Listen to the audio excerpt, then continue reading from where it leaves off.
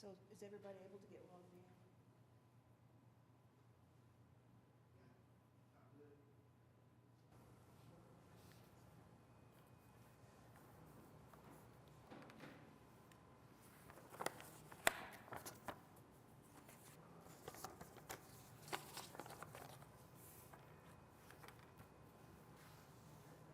Are we ready, Laura? All right. Welcome to the February 16, 2022 meeting of the Downtown Design Review Committee. My name is Gary Jones, and I'm the chair of the committee. Have a couple of rules I would like to explain. When called upon, applicants and speakers will come to the front podium to speak. Only one person at a time should come to the podium. Don't approach the podium until vacated by the previous speaker. Speak into the microphone, please, and identify yourself and provide your address for the record when you begin speaking. Address your comments, questions, and testimony to the committee. Limit your comments to 3 minutes. It is unnecessary to repeat testimony previously given by others. Citizens may address the committee on agenda items by responding to the chair's call for speakers during discussion on each item and signing the speaker log on the podium. All comments must be relevant to the item. The chair is presiding officer. In his or her discretion may prohibit a person from addressing the committee and or remove that person from the council chambers if that person commits any disorderly or disruptive behavior. Please see the agenda for more information about these requirements. If you're parked in the Sheridan Walker parking garage north of John Rex Elementary School or in the Arts District's parking garage south of City Hall, staff can provide a parking validation ticket to you. The agenda and documents are located at https://okc.primegov.com/public/portal. You will then select the Downtown Design Review Committee meeting, then click on agenda item, and the relevant documents will come up below the item. Keith, will you please call the roll? Chairperson Jones. Here. Chairperson, Vice Chair Brandon. Here. Chairperson Blatt. Here. I'm sorry. Chairperson Copeland. Here. Chairperson Saru. Here. Chairperson Schmid. Here. And Chairperson Trujillo.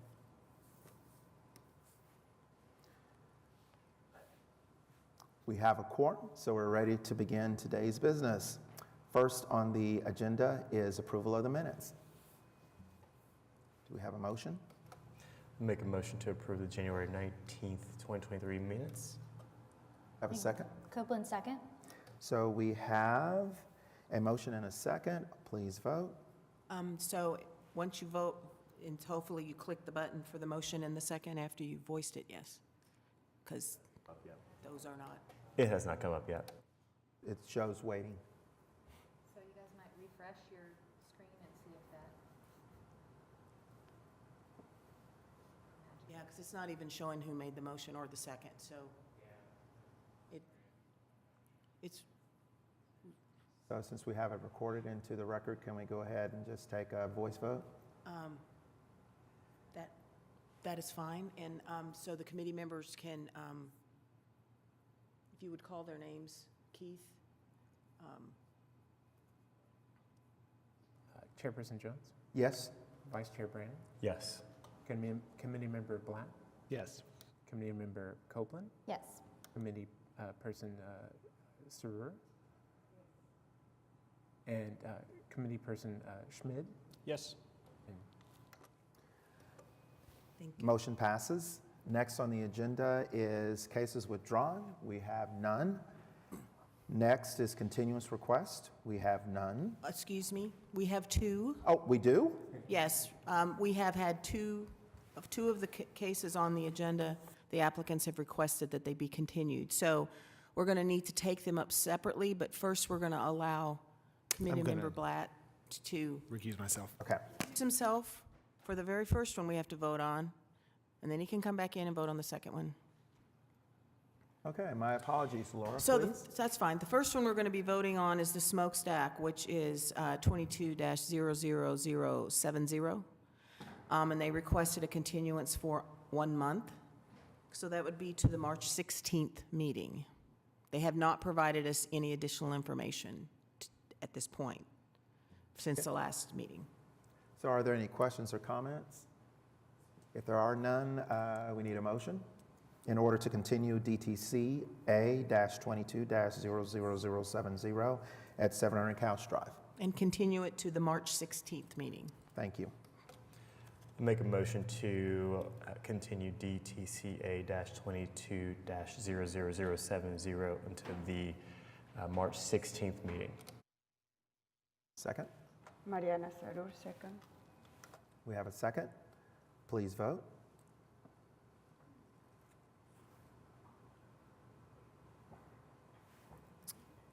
Hopefully everyone has voted. At least the motions are showing up, but Yeah, there you go. We might need to hit abstain for Tony. Tony?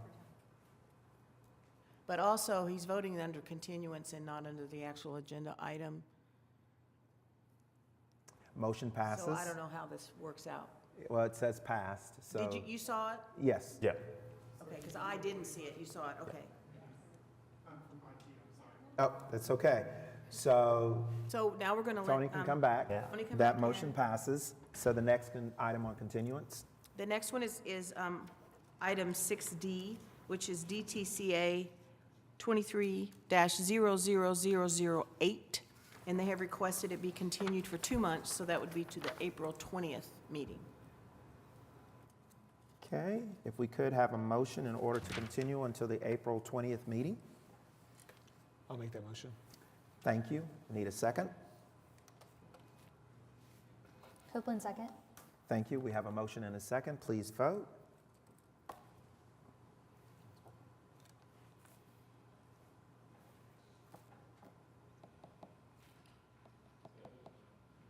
It didn't show up. Well, it has, I know it shows on your screen, you have a different screen than we do, and it did not show up here. Can he just announce So that we'll it have to was do a voice unanimously? vote. So Keith can just announce that it was approved. Oh, I'm sorry, that is right. So, yeah, so by a vote of, it's unanimous 6-0, it's continued, okay, yeah. All right, thank you so very much. So then that moves us to individual items for consideration. Laura? Yes, so the first one we're going to take up is DTCA-23-00006 at 419 Northwest 9th Street. And there are some handouts that was put at each of your place, which is lighting contour information for the parking garage. This was at the request of one of the committee members called me, and I requested that of the applicant, so they have provided that. So you might remember at your last meeting, you had an office building that was on 10th Street across from Vassar Hall, and this is immediately south of that office building you've approved. So it's south, across the alley. And their proposal is to build a 5-story parking garage. And it has a really interesting feature. I find it interesting because I'm looking on it. It looks more like art to me than what it actually is.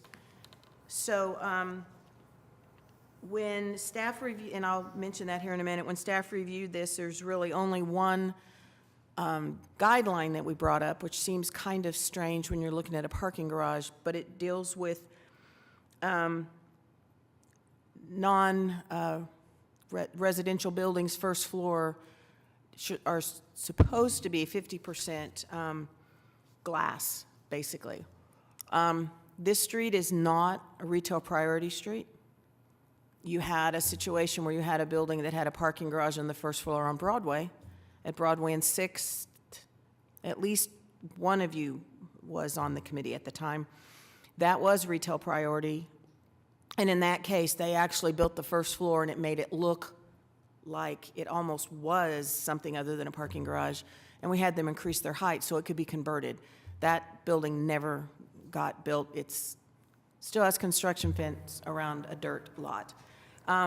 So in this case, it's not retail priority from the standpoint that it has all the openness, because you have to have the air exchange air, you know.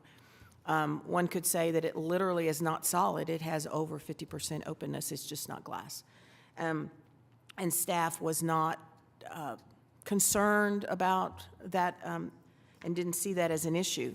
But the feature that I find fascinating is when you looked at the drawings, you saw those color bands, and each level was a different color band, and they also brought in those colors on the alley side, so you knew what level you were on. But if you look at those color bands, that's actually solar panels are on the top of those. So if you wondered where the solar component of this is, it's on those color bands, which to me is I've not seen anything like that. I'm looking forward to having it finished so that we can actually see how, in practice, how it is. You're not going to be able to see them because they're going to be up above your head. So I think that staff recommended approval of this. And we're seeing this as probably the next puzzle piece on this block. So that makes 2. And then our next item we'll be discussing is probably half of the third puzzle piece for this block. If you have any questions for me, otherwise, Brian Fitzsimmons, the architect, is here representing the project. Brian Fitzsimmons, Fitzsimmons Architects, 2721 North Walker. I like the idea of puzzle pieces. I guess release them one at a time. But yes, this is the next part that will be. And I apologize, while he's talking, I'm going to do what I was supposed to have done. Since Keith has set up this really cool way for me to get to my, get in and out of the stuff that I was supposed to already showed you, so I apologize for that. And I'm sorry, Brian, that I interrupted you. No problem. So it's a vacant lot, if you're familiar with that area. It's a lot higher than the street. This is 9th Street.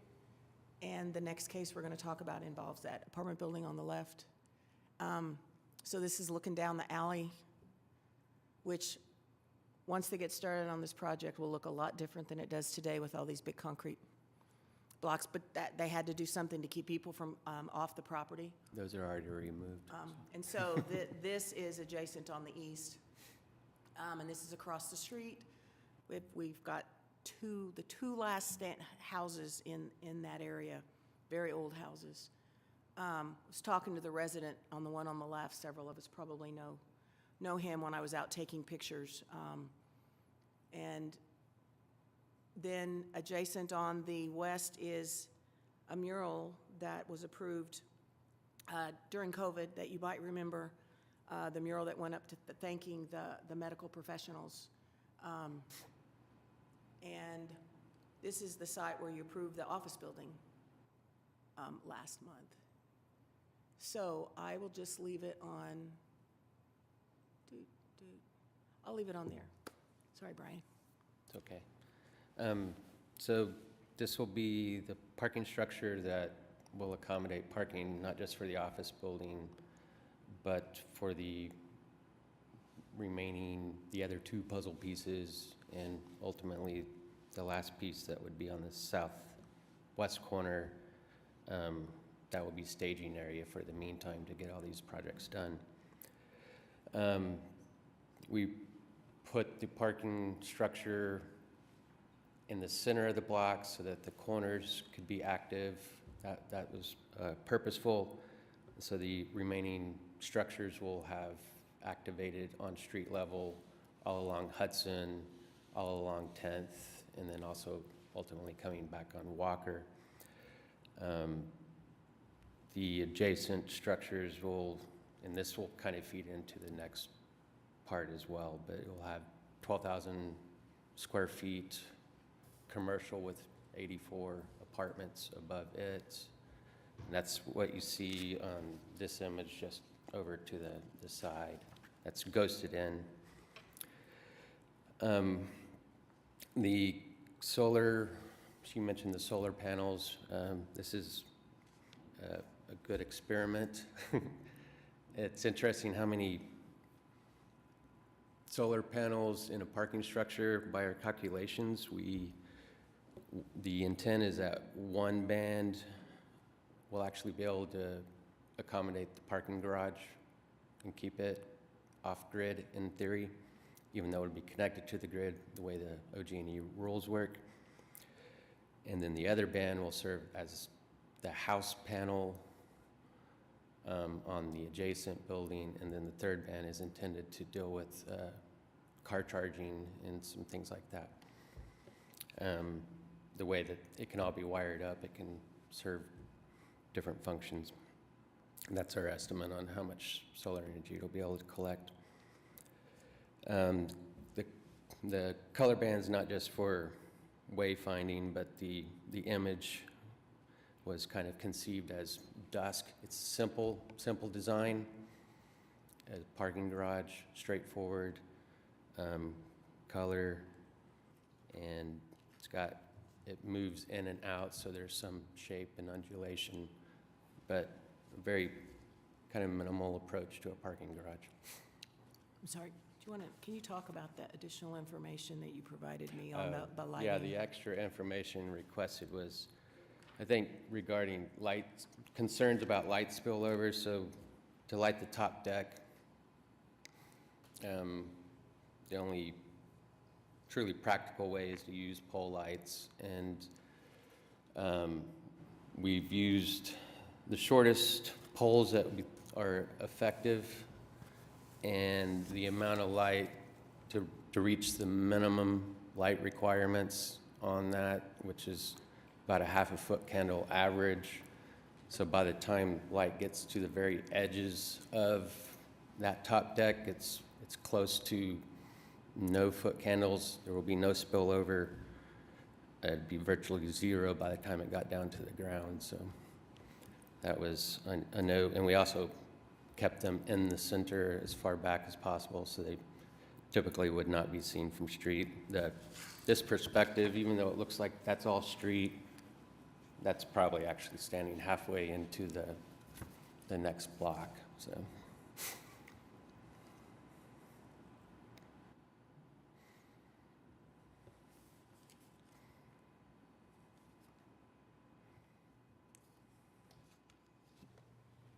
One simple question. It usually comes up with all the parking garages where you've got an area where you're going to cross pedestrian and vehicular traffic. Is that audible, tactile, everything that is typical? Yeah, or we'll is there have something the- specific that you're planning on doing? Yeah, so we have the main entry Right. in and out. We understand that. There's also a secondary pedestrian exit over here, and also the stair is outside of that crossing. As far as the sidewalk crossing, yeah, we'll have the audible signals just for the out lane, and Okay, so it's addressed. we will have the detectable Tactile. sidewalk. So. Thank you. Are there additional questions? Okay, do we have anyone that wants to speak from the public? Didn't think so, but I know I'm supposed to ask. Sorry, I've got one more question.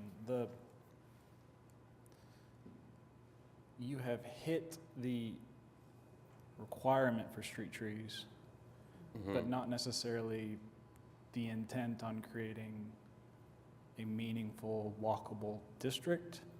There's nearly 160 feet between the furthest east street tree and the property line, which is pretty far.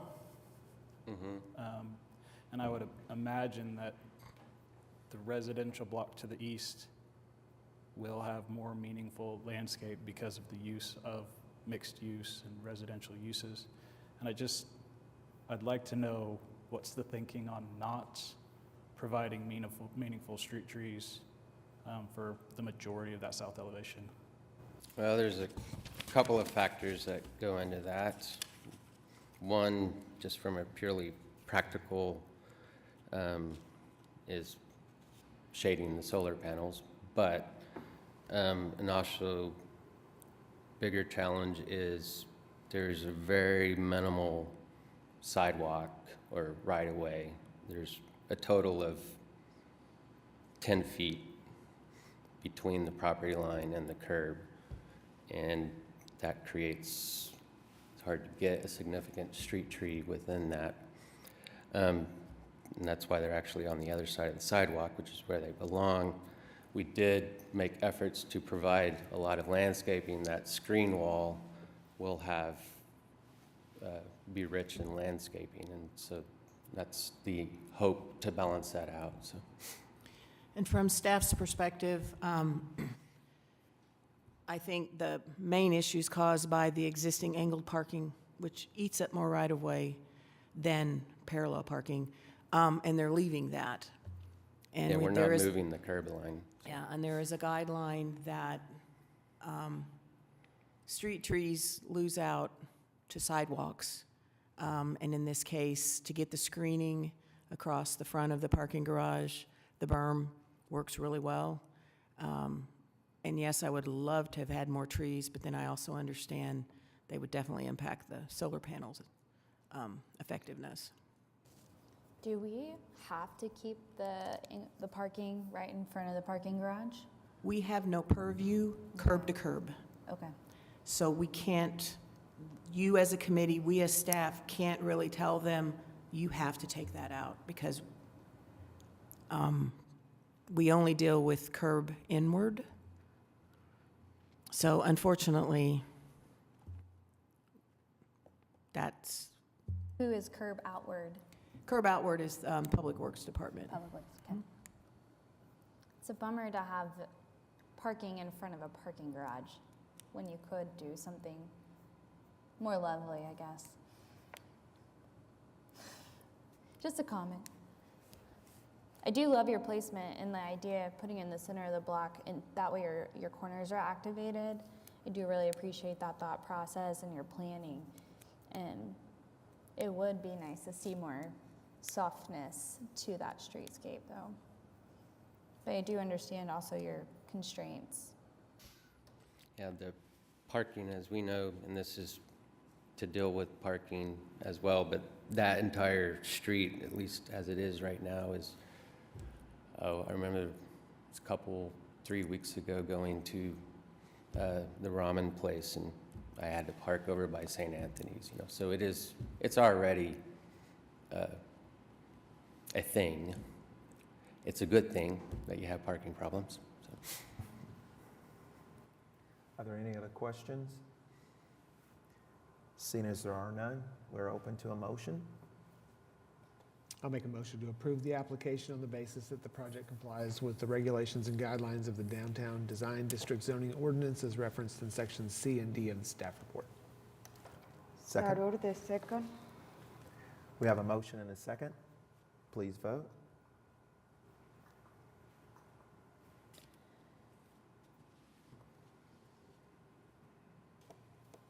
Anyone getting? Can you hit the button to do the motion in the second? Didn't come up. Didn't come up, yeah. No. So if you might refresh again, see if it's gone to sleep on us. Okay.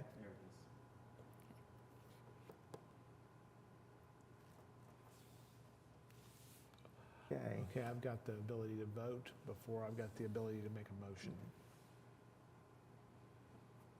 So I'll say yeah. So do we want to go ahead? We have a motion and a second, so we want to do a roll Have call a motion vote? by Blatt. We have a second by Sir. Sir?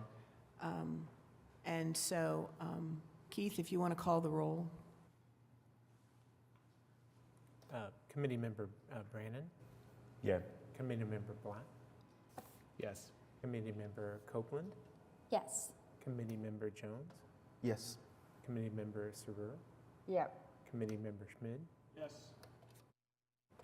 6-0. So the motion passes. Yes. All right.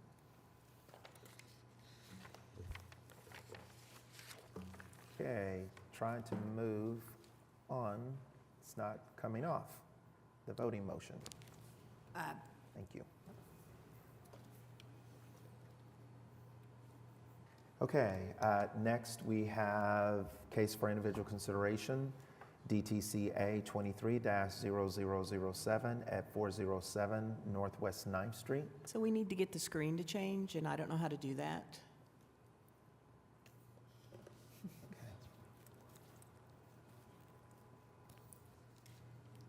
So that I can actually do the PowerPoint in the order that it's supposed to be done.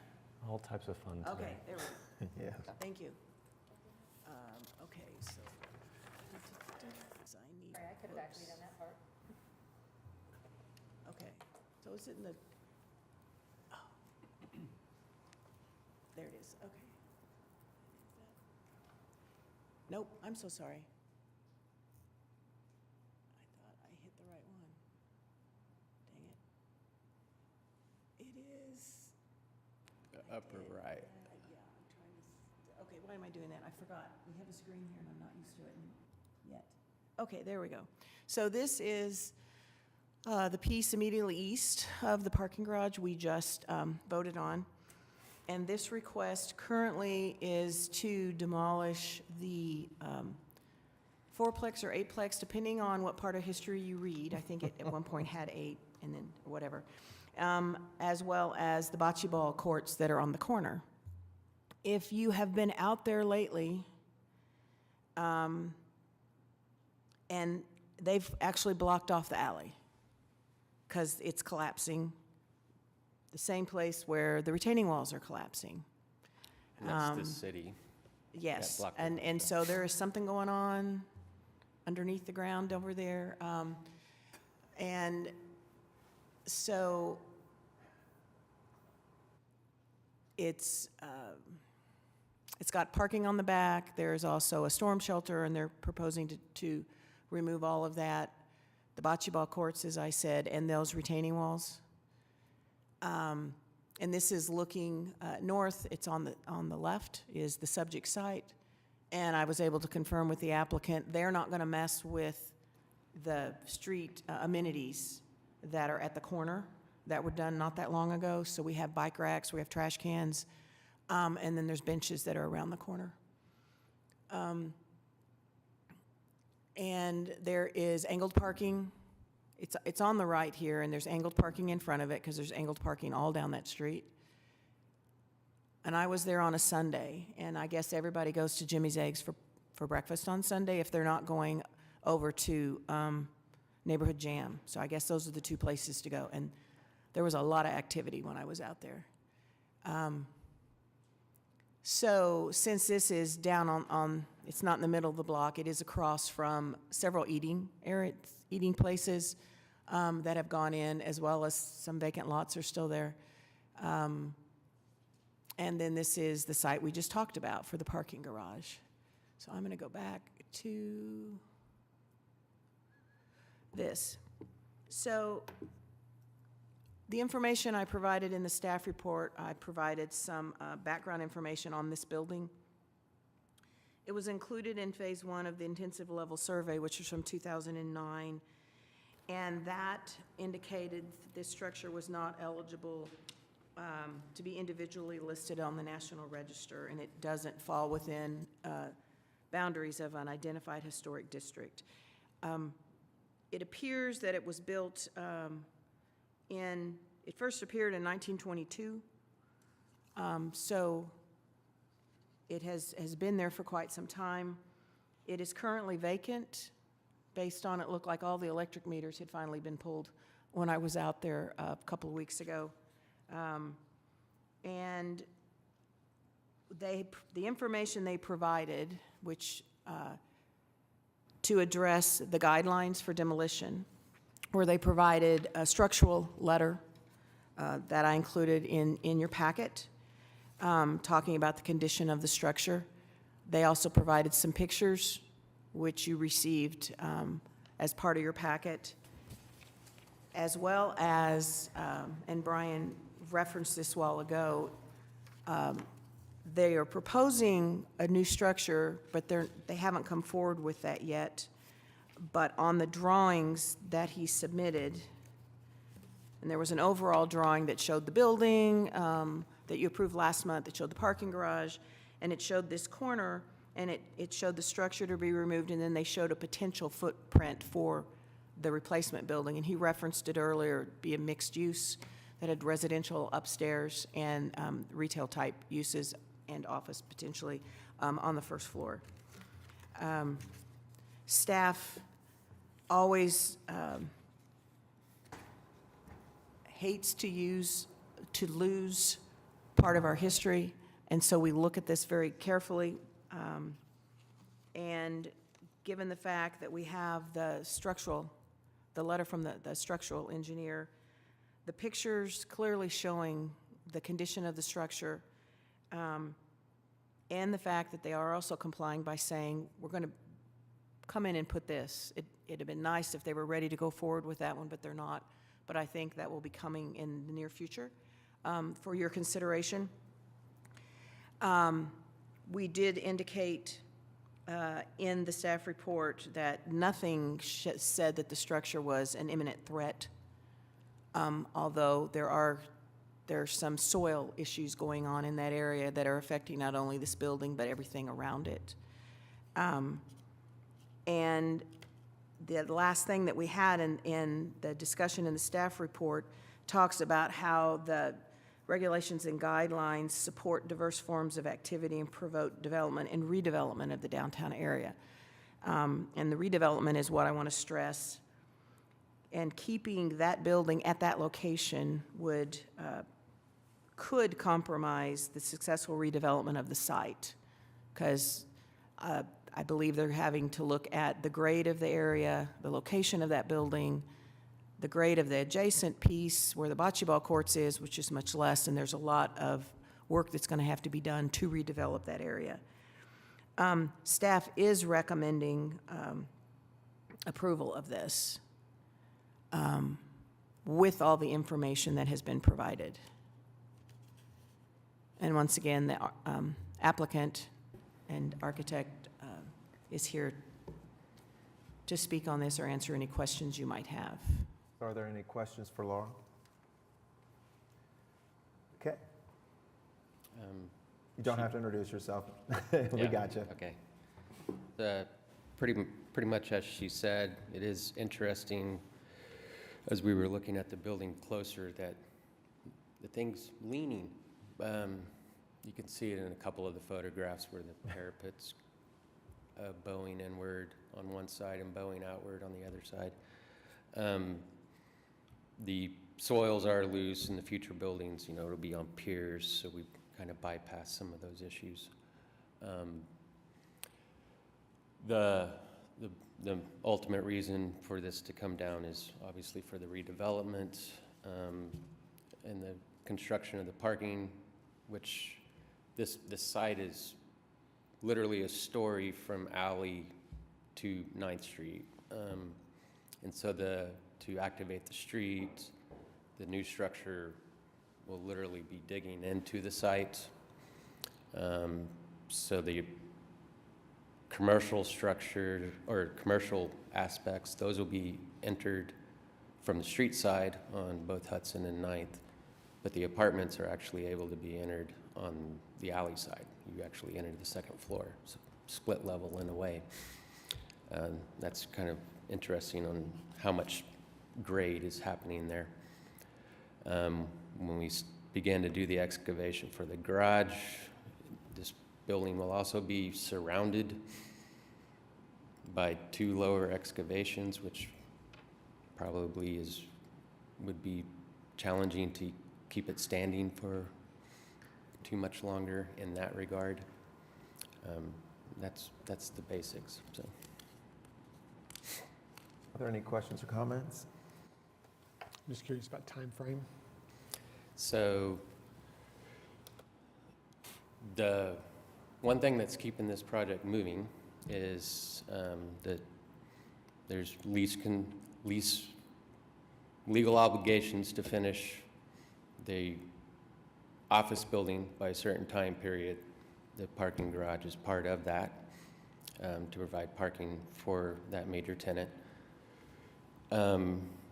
This building that we're talking about now was actually conceived prior to that just a little bit, and it makes sense to get these done all at the same time, because once you're trapped on all sides, and so the intent is to have we'll break ground on the office building here in a couple weeks, and we'll begin the demolition if this goes well.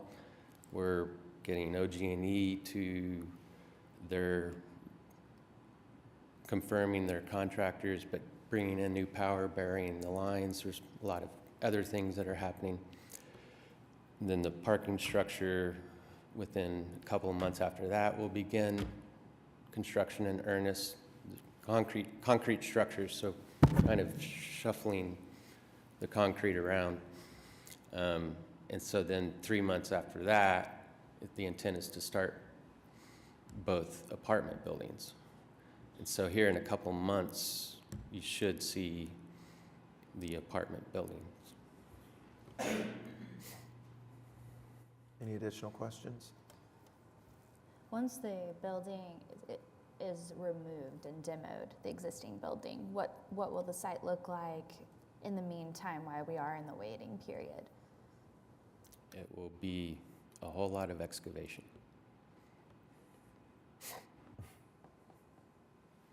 Anybody need any dirt? What's the timeline on the apartment application coming our way? I believe we're intending to come forward in May. Okay. Or for the May docket. So really great opportunity to look at curb lines and add street trees on 9th. So I know I don't have purview of that, but and that's not part of this application, but the argument for solar panels, unless you're covering your building with solar panels, will be different on the apartment building than the parking garage. So it seems like the south elevation is the one where you need it. East elevation on Hudson, the right of way is very tight, and I'm not sure how you're gonna squeeze them in. So solar panels are great. Shading sidewalks for pedestrians are even better. And it's something that we need to do a better job of.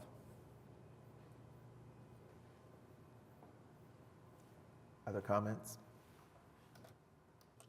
I'll just note that this building is named the Priscilla, and staff has advised the applicant that they get bonus points if they can find a way to reincorporate the Priscilla into some aspect of the development. We think it's a fabulous name. Thank you. Motion?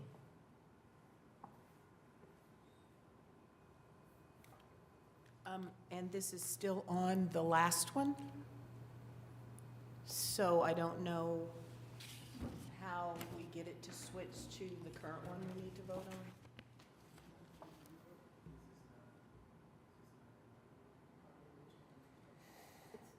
It's 6.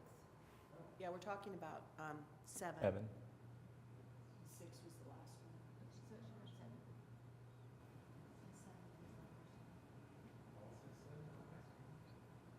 It says 6 out here.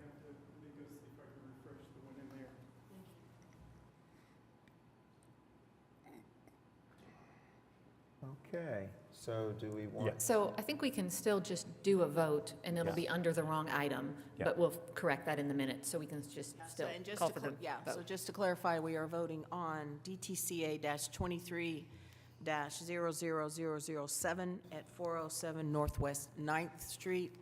And this is to demolish the existing apartment building, retaining walls, bocce ball courts, all of the improvements that you see.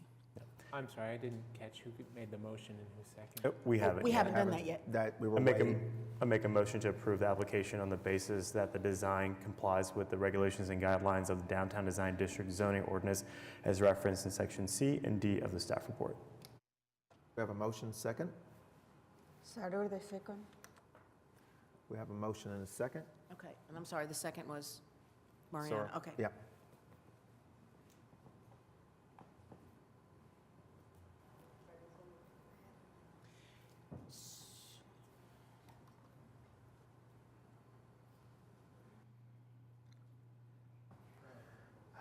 Thank you. Yeah, I don't know, do you want to try to vote on the wrong one? You want to just do a voice vote? Katie, what do you want to do? Well, we can vote on it. Yeah. We just don't have the motions. If we refresh, it'll vote.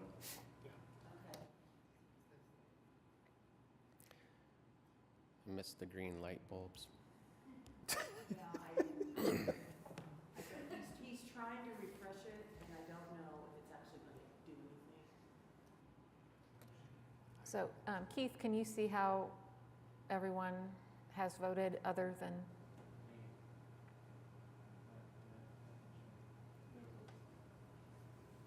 So do we just need to? Yeah, we can just do a verbal vote. Okay. We have a, Roll call? Yeah, roll call, verbal vote. Mhm. Member Brannan, Yay. Member Blatt, Yes. Member Copeland, Yes. Member Jones, Yes. Member Sir, Yeah. Member Schmidt. Yes. So that's 6-0. Motion Thank you. passes. Now it comes up. Okay. Okay. And if I'm correct, there are no further considerations, so we can move to other business? Yes, we can. Okay. Seeing as there are none, we are on communications. Staff?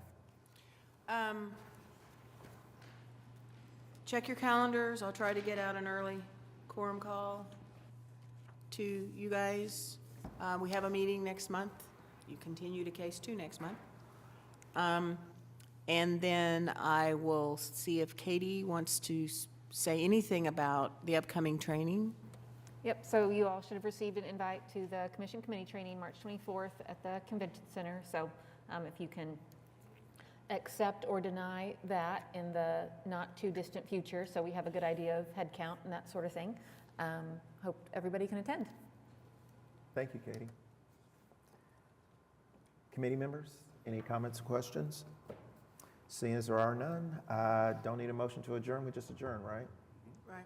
Okay, we are adjourned.